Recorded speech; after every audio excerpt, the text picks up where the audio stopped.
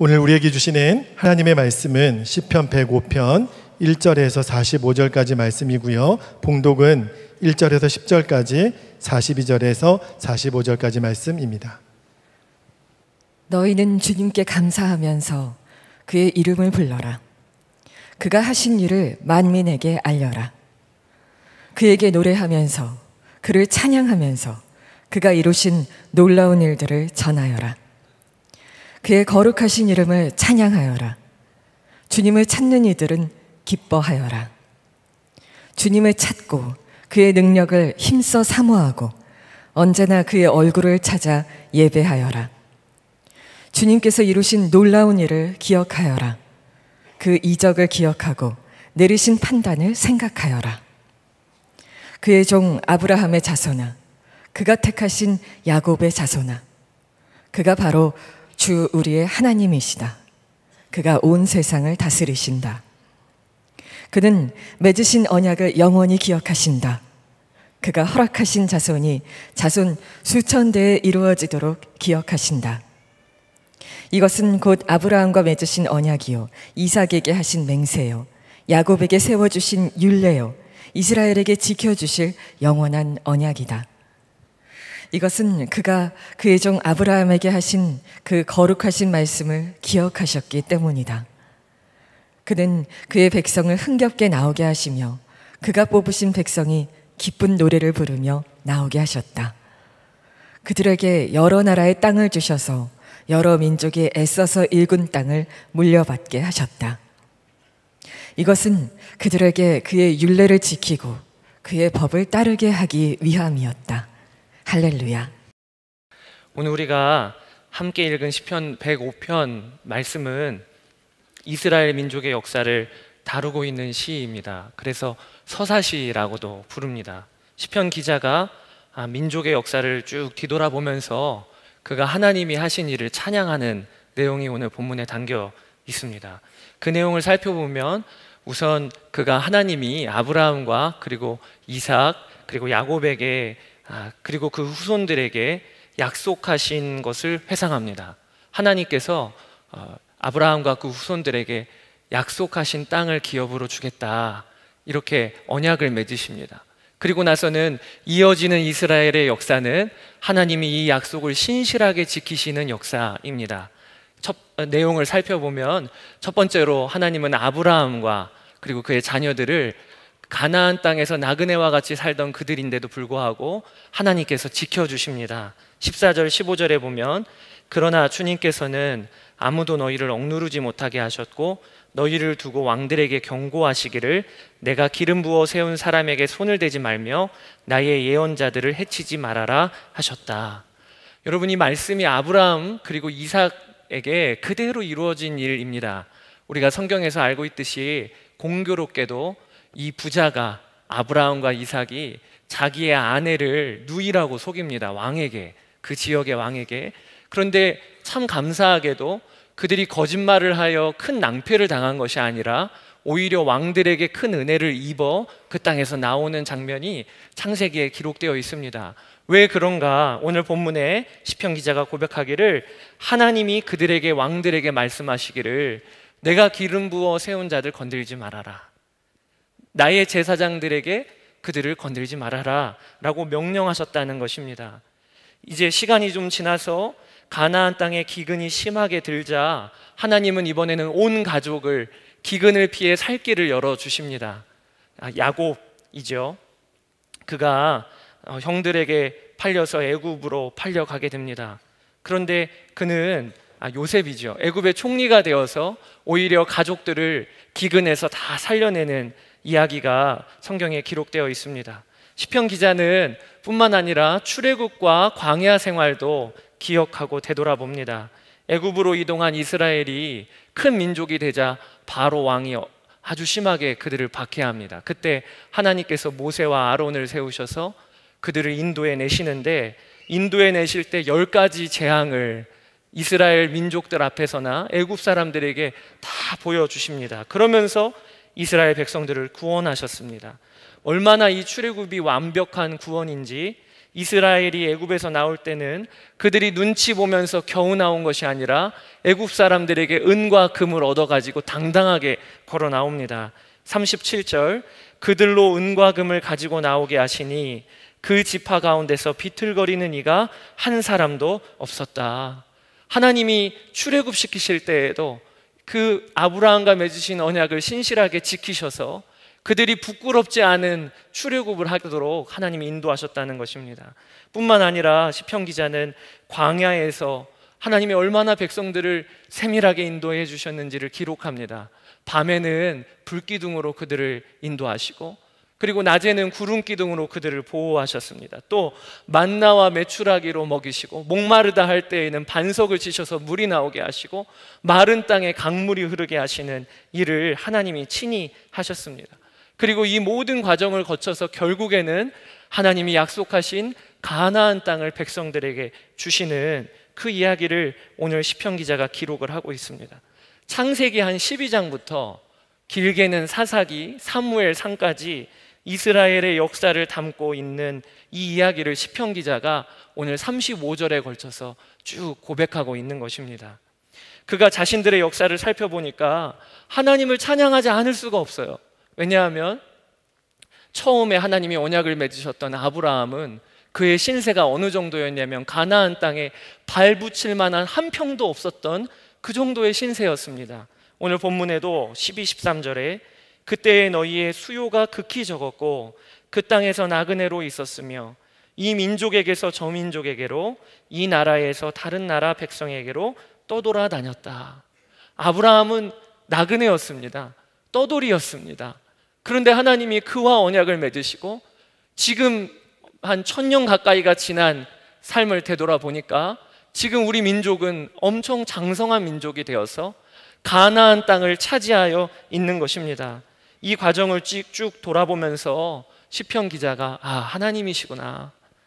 우리가 강해서나 아니면 우리가 지혜로워서 지금은 이렇게 큰 민족을 이루고 가나안 땅을 차지한 게 아니고 하나님이 아브라함 한 사람과 맺으신 그 약속을 신실하게 기억하시고 지키셔서 우리가 지금 이 자리에 있는 것이구나. 그가 그렇게 고백을 하는 내용이 오늘 42절입니다. 이것은 그가 그의 종 아브라함에게 하신 그 거룩하신 말씀을 기억하셨기 때문이다. 하나님이 기억하셔서 우리가 이 자리에 있구나. 이게 오늘 본문의 내용입니다. 여러분, 시편 기자의 감사와 찬양의 이유를 아시겠지요? 하나님을 보니까, 또 하나님이 행하신 일을 쭉 되돌아보니까 그에게 남는 게 감사와 감격인 것입니다. 저는 오늘 우리가 말씀 앞에서 점검해야 될 것이 있다고 싶습니다. 시편 105편의 말씀을 통해 하나님이 우리에게 도전하시는 게 있습니다. 그게 뭐냐면, 여러분, 우리가 하나님이 나에게 행하신 일에 대하여 감사하고 감격하는 오늘 시편 기자의 고백과 같은 찬양이 있습니까? 그런 감사가 있으십니까? 하나님이 우리 조상 아브라함과 맺으신 언약을 신실하게 지키셔서 지금 되돌아보면 우리가 이렇게 여기에 있는 거지. 이렇게 고백한 시편 기자의 감사처럼 여러분도 내 삶을, 또 아니면 우리 가정을 되돌아보면 하나님 때문에 우리가 이렇게 있는 거지. 정말 감사할 일이지. 찬양밖에 없지. 이게 우리의 고백이 되셨습니까? 아마 어떤 분은 제가 이 질문을 드릴 때 이렇게 생각이 드는 분도 계실 겁니다. 제게도 이스라엘 백성들에게 행하셨던 것처럼 행하셨으면 저도 감사하죠. 반석을 치셔서 물도 내시고, 또 마른 땅에 강물도 흐르게 하시고, 불기둥, 구름기둥으로 인도하시는 그런 경험을 저도 했다면 저도 감사할 만하겠지요. 그런데 저는 그런 경험이 없어요. 저는 그만한 하나님을 경험한 경험이 없어요. 아마 이런 고백이 있으신 분도 계실 겁니다. 만약에 그러시다면 오늘 그 고백이 완전히 뒤집어지시기를 주의 이름으로 축복합니다. 우리가 감사하는 것은요, 얼마나 은혜를, 또 어떤 은혜를 받았느냐 아니냐에 따라 달라지는 게 아닙니다. 그리스도인의 감사는 처한 환경과 상황에 따라 달라지는 게 아니라 그 사람의 마음이, 그리고 그 사람이 감사의 사람이냐, 감사로 마음이 뒤집어졌냐에 따라 감사와 찬양이 달라지는 것입니다. 오늘 시편도 이스라엘 백성이라면 이 내용을 가지고 누구나 다 찬양을 올려드렸던 것이 아님을 우리가 알아야 합니다. 사실 시편 105편은 다윗이 하나님의 법궤를 블레셋에서부터 모셔와서 예루살렘으로 모셔온 후에 했던 찬양과 그 내용이 같습니다. 역대상 16장 7절에서 22절에 보면 다윗이 법궤를 모셔오고 성전 찬양대를 세웁니다. 그리고 그들에게 너희가 찬양을 이렇게 불러라 라고 하면서 알려준 내용이 오늘 시편 105편을 압축하고 있는 내용입니다. 그래서 어떤 학자들은 오늘 시편 105편이 다윗의 시다 이렇게 추정하기도 합니다. 여러분, 다윗이 법궤를 모셔올 때 우리가 다 알고 있듯이 하나님 앞에서 그렇게 춤을 추면서 찬양하지 않았습니까? 그런데 그때 그 찬양의 가사가 뭐였을까요? 그때 찬양의 가사가 바로 오늘 시편 105편이었던 겁니다. 하나님이 아브라함에게 언약을 맺으시고 그리고 그 떠돌이 같았던 한 사람에게 맺으셨던 그 언약을 그렇게 기억하셔서 우리 민족을 땅을 허락하시고 그리고 장성한 민족으로 여기까지 이르게 하셨구나. 법궤가 예루살렘으로 들어올 때 다윗이 그로 인하여 얼마나 찬양을 했는지 우리가 알고 있듯이 그의 옷이 벗겨질 정도로 그의 하체가 드러날 정도로 다 잊어버리고 그렇게 뜨겁게 찬양을 불렀다고 우리는 알고 있습니다. 그런데 그렇게 다윗이 찬양하는 그때에 누군가는 그 장면을 보면서 찬양하기는커녕 오히려 다윗을 흉봤다고 기록되어 있습니다. 그게 누구지요? 다윗의 아내였던 미갈이었습니다. 사무엘하 6장 16절에 주님의 개가 다윗성으로 들어올 때에 사울의 딸 미갈이 창밖을 내다보다가 다윗 왕이 주님 앞에서 뛰면서 춤을 추는 것을 보고 마음속으로 그를 업신여겼다 라고 기록되어 있습니다. 이처럼 하나님이 행하신 일은 같은데 다윗과 미갈의 반응이 엇갈립니다. 하나님이 행하신 일이 너무 분명하고 놀라워도 그리고 그것을 동일하게 경험해도 그 감격과 찬양이 나오는 자가 있고 정반대로 그러한 감사와 감격은 없이 다윗이 춤추는 것만 업신여기는 미갈이 있는 것입니다. 그러니 우리가 알아야 합니다.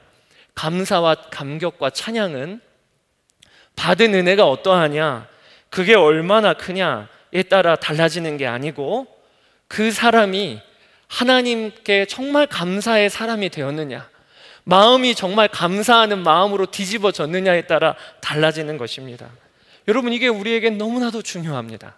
우리가 하나님을 믿고 또 하나님을 모시고 사는 삶 가운데 우리가 하나님이 나의 삶에 얼마나 신실하게 인도해 주셨는지를 감사하는 것이 얼마나 중요한 일이요, 또 오늘 하루의 삶을 바꾸는 일인지 우리가 아셔야 합니다. 성경에 보면 모세가 그러한 사람이었습니다.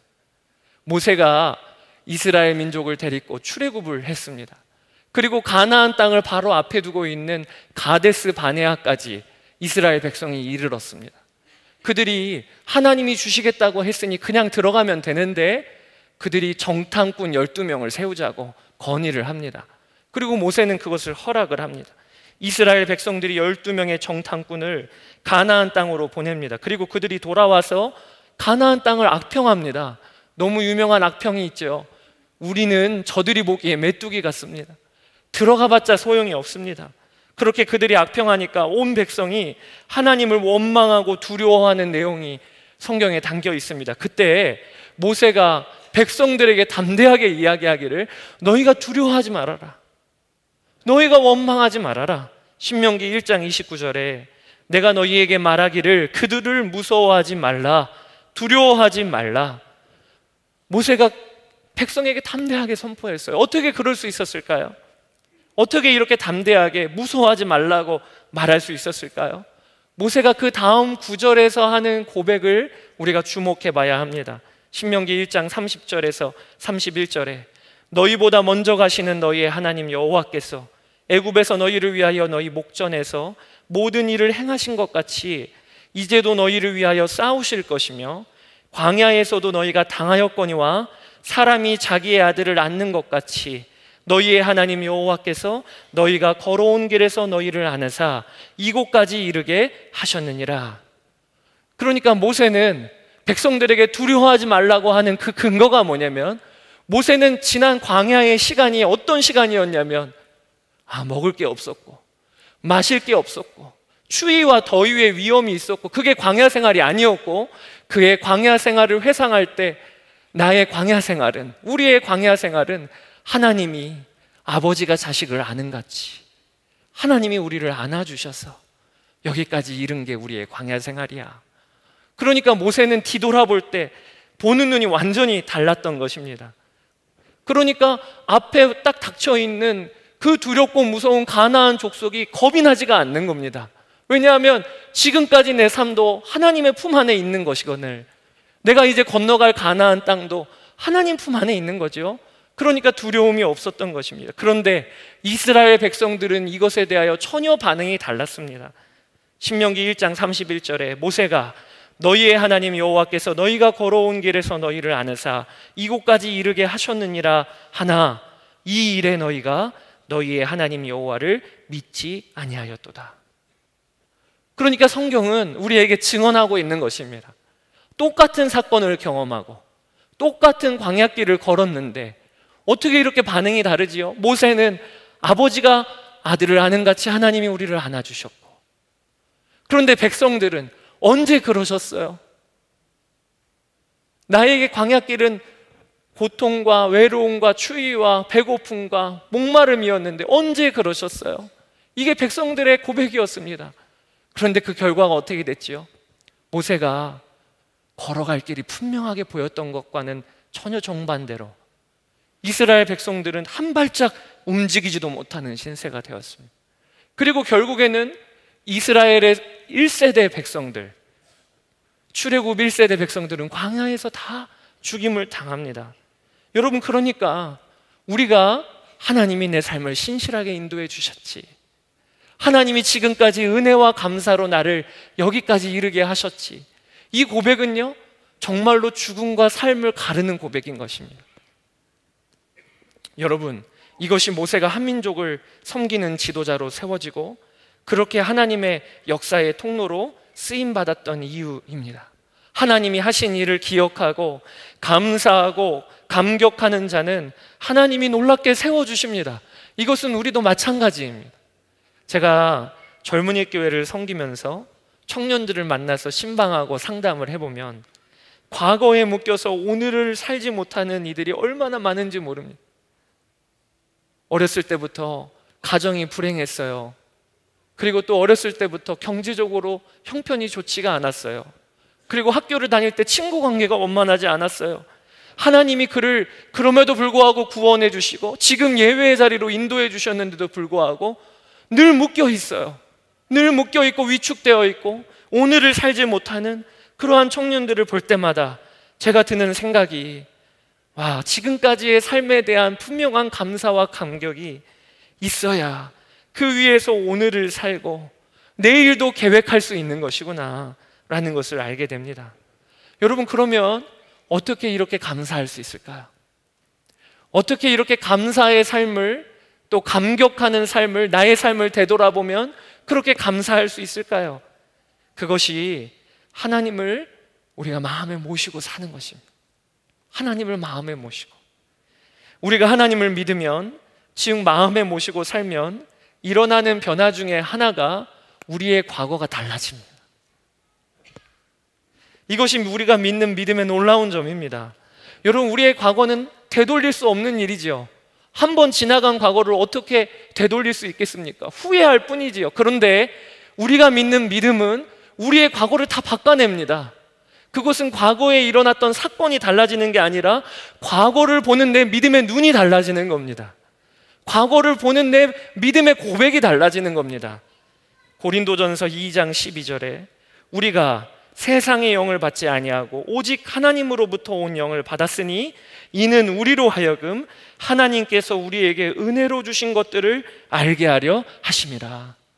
성령님께서 우리 안에 오시면 일어나는 놀라운 변화가 있는데, 그게 뭐냐면 은혜를 깨닫게 하시는 겁니다. 내 삶이 은혜구나, 내가 이 자리에 앉아있는 게 은혜구나. 옛날 교회 어르신들이 자주 부르시던 찬송 중에 찬송가 301장이 있습니다. 제목이 지금까지 지내온 것입니다. 다 아시지요? 지금까지 지내온 것 주의 크신 은혜라, 한량없는 주의 사랑 어찌 이루 말하랴. 이게 찬송가 301장인데 제가 저희 할머니 등에 업혀서 어렸을 때부터 이 곡조가 생각이 납니다. 저희 할머니가 늘 이 찬양을 아주 사랑하여 부르셨어요. 그런데 제가 이렇게 다 성장해서 역사를 알고 되돌아보면, 그리고 할머니의 삶을 생각해 보면 이 고백이 진짜 놀라운 고백입니다. 제가 저희 할머니의 삶을 알거든요. 저희 할머니가 일제강점기 시절을 통과하시고 6.25 전쟁 몸소 다 겪으시고 그렇게 어렵도록 자식 키우시고, 자식 중에는 또 먼저 어렸을 때 하늘나라 먼저 보낸 자녀도 있고, 그런데 그러한 어려운 시기를 겪으셨는데 어떻게 고백이 지금까지 지내온 것 주의 크신 은혜라, 한량없는 주의 사랑 어찌 이루 말하라. 어떻게 그런 고백이 나올 수가 있죠? 그러니까 지금 생각해 보면 참 대단한 고백이다. 우리의 믿음의 선조들이 어쩜 그렇게 그런 고백을 하고 사셨나. 여러분, 우리의 믿음의 선조들에겐, 또 저희 할머니에게는요, 과거가 은혜로 결론이 난 겁니다. 과거가 감사로 결론이 난 겁니다. 그런데 어떻게 이런 일이 벌어질까요? 그 다음에 이어지는 찬양 가사처럼 자나 깨나 주의 손이 항상 살펴주시고 모든 일을 주 안에서 형통하게 하시네. 이게 답인 겁니다. 답. 할머니가 자나 깨나 주의 손이 항상 나를 살펴주시는, 함께 하시는 주님을 경험하고 살았던, 마음에 하나님을 모시고 살았던 겁니다. 주 안에서 모든 일을 형통이라고 하는 것으로 다 눈을 보니까 다 형통인 거예요. 주 안에서는.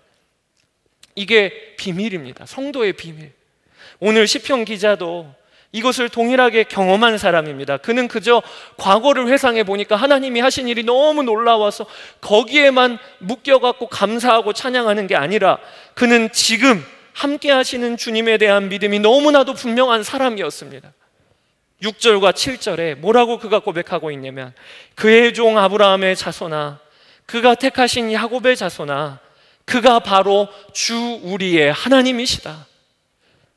그가 온 세상을 다스리신다. 그러니까 오늘 시편 기자의 고백은 과거의 아브라함에게만 하나님 아니시고, 우리의 조상에게만 하나님 아니시고, 지금 내 삶에도 동일하게 역사하시고, 지금도 내 삶에 신실하게 약속을 지켜주시는 나의 하나님, 나의 하나님. 그래서 그가 고백하기를 그가 바로 우리 주 하나님이시다, 나의 하나님이시다. 사랑하는 여러분, 그러니까 우리가 내가 있는 이 자리에서 하나님을 마음에 모시고 살아야 합니다. 그러면 주님께서 우리를 감사와 감격의 사람으로 바꾸어 내십니다. 이끌어 가십니다. 제가 지난 7월에 청년들을 데리고 미국의 창조과학 탐사 여행을 다녀왔습니다. 하나님이 만드신 대자연을 다 이렇게 둘러보고, 그리고 그 모든 것이 하나님의 말씀으로 지어졌다는 사실에 얼마나 감격스러운 여정을 갔다 왔는지 모릅니다. 그런데 그 탐사 넷째 날이 되던 날, 그날도 하루 일과를 다 마치고 숙소로 돌아왔는데 한국으로부터 갑작스러운 연락을 받았습니다.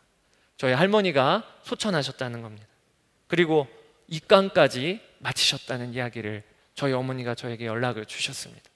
청년들을 인솔해서 담당 목사가 해외에 나간 것을 생각하신 어머니께서 할머니가 소천하신 후에 입간까지 다 마친 후에야, 그제서야 저에게 연락을 주신 겁니다. 저는 초등학교 때부터 그리고 20대 중반까지 할머니를 집에서 모시고 살았기 때문에 제게는 할머니와의 깊은 추억이 많이 있습니다.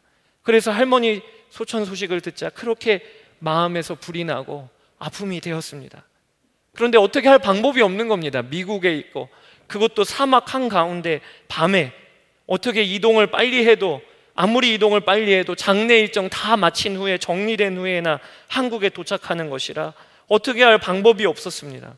제 마음이 아픈 것은 무엇보다도 사역한다고 최근에 할머니 한번 찾아뵙기도 못하고, 또 특별히 임종과 장례를 장손으로 함께하지 못한 것이 얼마나 죄송스럽고 그게 얼마나 마음의 아픔이 되는지 혼자 침대에 앉아서 한 1시간가량을 마음이 잡히지 않고 그렇게도 눈물이 흘렀습니다. 1시간 정도 눈물을 흘리고 그리고 감정이 휘몰아치는 시간이 지나고 났는데 그때 하나님께서 저에게 말씀을 하나 떠오르게 하셨어요. 그게 뭐냐면 히브리서 12장 1절 말씀입니다. 이러므로 우리에게 구름같이 둘러싼 허다한 증인들이 있으니 모든 무거운 것과 얽매이기 쉬운 죄를 벗어버리고 인내로써 우리 앞에 당한 경주를 하며. 저에게 마음에 하나님이 구름같이 둘러싼 허다한 증인들이라는 단어를 떠오르게 하셨어요. 그러면서 제 마음에 어떤 마음이 드냐면 나에게는 증인 한 분이 더 생겼다. 나에게는 증인 한 분이 더 생겼다. 이 땅에서 그렇게도 목사인 손주를 위하여 기도하셨던 할머니가 이제는 다른 게 아니라 자리만 옮겨가신 거예요. 자리만 옮겨가셔서 저 하나님 나라에서 동일하게 기도하고 계시겠구나. 이것이 그냥 마음에 이렇게 품어지는데 그때 제 마음이 정리가 되면서 천국 소망이 부어지고 그러면서 내가 어떻게 해야 되겠구나가 너무 분명하게 그려지는 겁니다. 그래, 일정 마칠 때까지 청년들 섬기고 기도하면서 더 기도하면서 믿음의 경주 끝까지 달려나가야 되겠다. 그리고 창조과학 일정 은혜 가운데 잘 마치고 그리고 돌아왔습니다.